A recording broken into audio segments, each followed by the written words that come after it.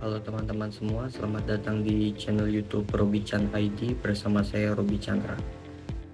Nah, jadi di video kali ini kita akan membahas tentang bahasa pemrograman, mulai dari definisi bahasa pemrograman, terus jenis-jenis bahasa pemrograman beserta keunggulan dan kekurangannya. Jadi langsung aja simak video berikut ini.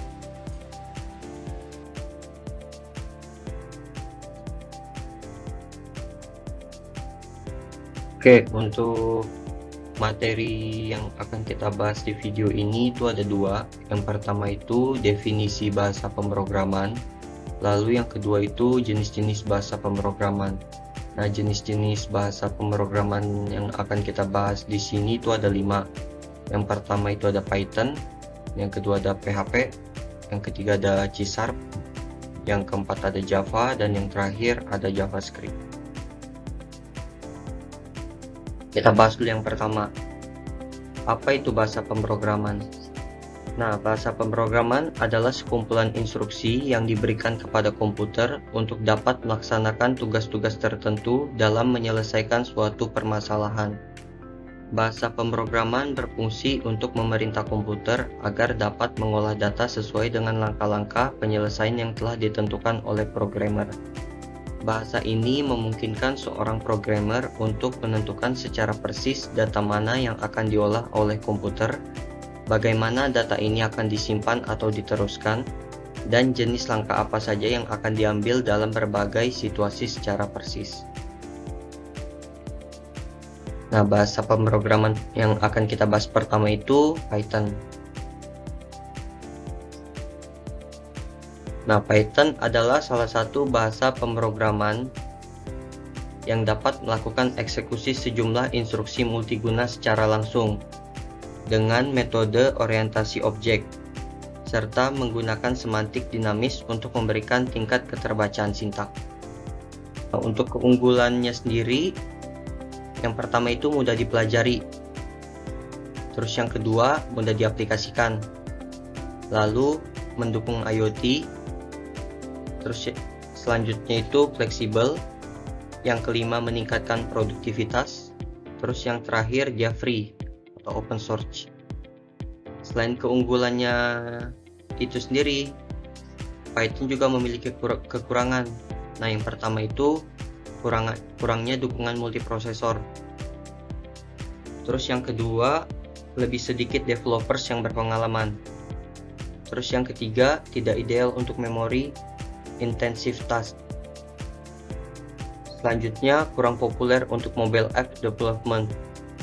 Yang kelima, batasan desain, dan yang terakhir, batasan kecepatan. Nah, di sini bisa kita lihat contoh bahasa pemrograman Python. Selanjutnya, bahasa pemrograman PHP. PHP merupakan singkatan dari Hypertext Processor atau Personal Homepage.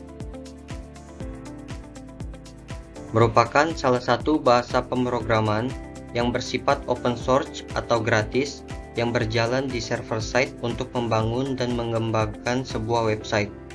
Open source sendiri artinya bahasa pemrograman PHP ditulis untuk dijalankan di bagian server website dan bukan tergantung ke browser web dari sisi user. Pada awalnya adalah bahasa yang digunakan untuk tujuan umum seperti yang salah satu penggunanya dapat membangun aplikasi desktop. Nah, untuk PHP sendiri keunggulannya itu yang pertama dia bersifat open source, yang kedua lebih fleksibel, yang ketiga bantuan dari dukungan library support, yang keempat platform yang mandiri dan berdiri sendiri, yang kelima user friendly termasuk kepada pemula, lalu yang terakhir dia lebih stabil. Lalu untuk kekurangan dari PHP sendiri itu dia keamanannya kurang terjamin, itu yang pertama. Yang kedua, tidak sesuai untuk pengembangan aplikasi web yang besar dan kompleks.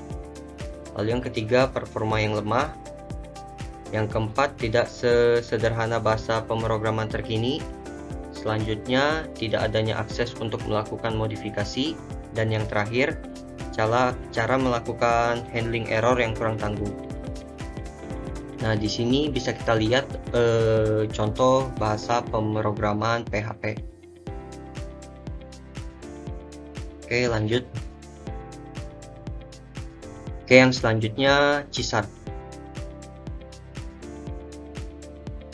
C# adalah bahasa pemrograman sederhana yang digunakan untuk tujuan umum. Dalam artian, bahasa pemrograman ini dapat digunakan untuk berbagai fungsi, misalnya untuk pemrograman server-side pada website, membangun aplikasi desktop ataupun mobile, pemrograman game, dan sebagainya. Untuk keunggulan C# sendiri, yang pertama fleksibel, lalu powerful, lalu yang ketiga mudah digunakan, yang keempat berbasis visual, terus secure, dan yang terakhir memory management. Terus untuk kekurangan C# sendiri,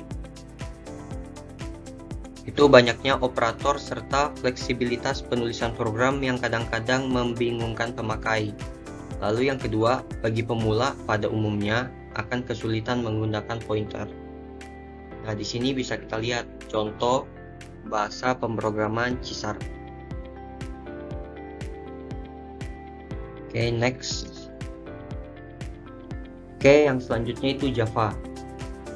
Nah, Java merupakan bahasa pemrograman yang biasa digunakan untuk mengembangkan bagian back-end pada software, aplikasi Android, dan juga website. Oke. Untuk keunggulan Java sendiri, itu yang pertama membuat aplikasi yang fleksibel. Terus yang kedua, memiliki library yang lengkap. Yang ketiga, berorientasi pada objek. Yang keempat, mirip dengan bahasa C++. Terus yang kelima, menulis coding lebih sederhana. Terus yang keenam, mendukung native method. Untuk kekurangan Java sendiri, yang pertama itu membutuhkan memori yang banyak. Yang kedua, mudah dikompilasi.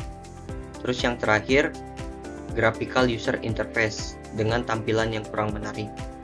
Nah, untuk contoh bahasa pemrograman Java sendiri, ini bisa kita lihat di capturean kita di atas ini. Oke, selanjutnya yang terakhir itu JavaScript.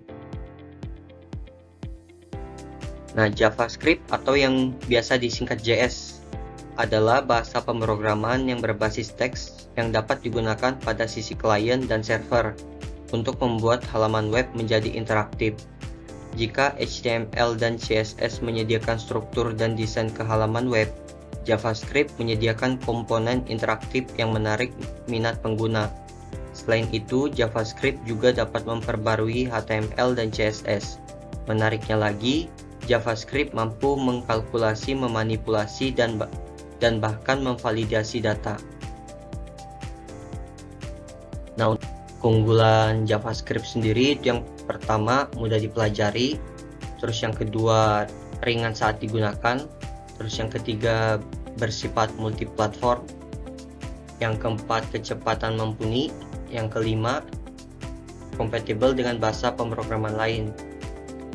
Lalu untuk kekurangan JavaScript sendiri, yang pertama keamanannya kurang terjaga, terus yang kedua fasilitas debugging yang kurang efisien, terus yang terakhir masalah kompatibilitas dengan browser. Nah, dari kelima bahasa pemrograman yang kita bahas tadi, bisa kita ambil kesimpulan kalau 5 bahasa pemrograman tadi sama-sama mudah dipelajari, terus yang kedua dia fleksibel. Oke, sekian video presentasi saya. Jika ada kekurangan saya mohon maaf. Terima kasih. Assalamualaikum warahmatullahi wabarakatuh.